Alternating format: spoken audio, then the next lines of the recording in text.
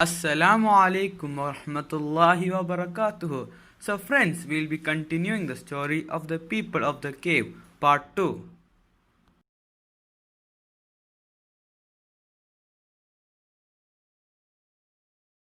The gust of the wind would not annoy them, and the rumble of the thunder could not awaken them.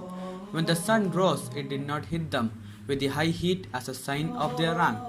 Allah subhanahu wa ta'ala describes their sleeping in the Holy Quran in Surah Kahf. You would have thought they were awake, though they lay asleep. We turned them over to the right and the left, with their dog stretching out its forelegs at the entrance.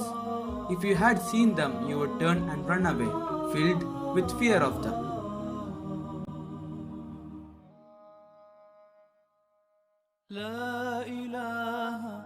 When rising, it moved to the right of the cave, and when setting, it passed by its left. They did not get much of its heat or of its sunbeams, neither at the beginning of the day nor at its end. As a result, their color did not change and their cloth did not wear out. Because their eyes were wide open, if one were to look at them, one would think them awake. In reality, they were heavy with sleep. Their eyes were left open because it was better for their eyes to be exposed to the air, so that they would not get impaired with the lengthy closure.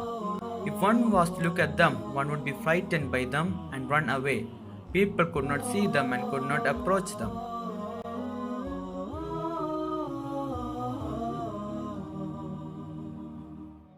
The Quran further states that the period of time these sleepers spent in the cave was 300 years, during which the calendar of their people was changed from solar to lunar, and as a result the period of their sleep was 309 years.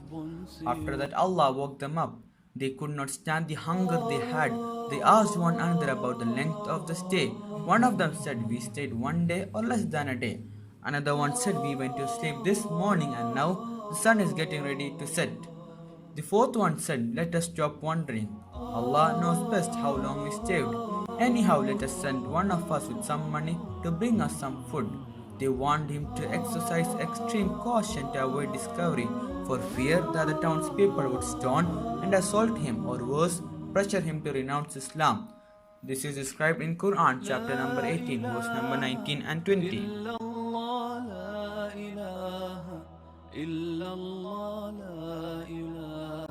The king and the rest of the disbelievers who had persecuted them had died several generations earlier, but the youth did not know this. As he carefully headed towards the town, he struggled to find his bearings. The landscape and buildings were unfamiliar. His eyes' glance became unstable. He looked confused and hesitant. Nervousness and agitation appeared in his glances and footsteps.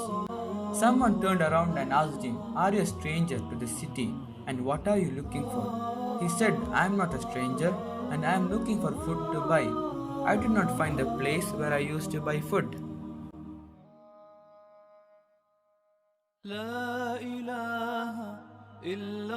The man held his hand and took him to the owner of the restaurant.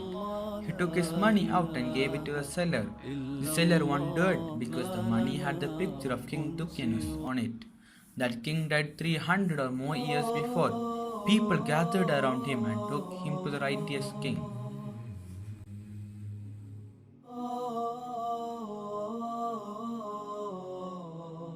Inshallah, we will be continuing the story in the upcoming videos, so stay tuned.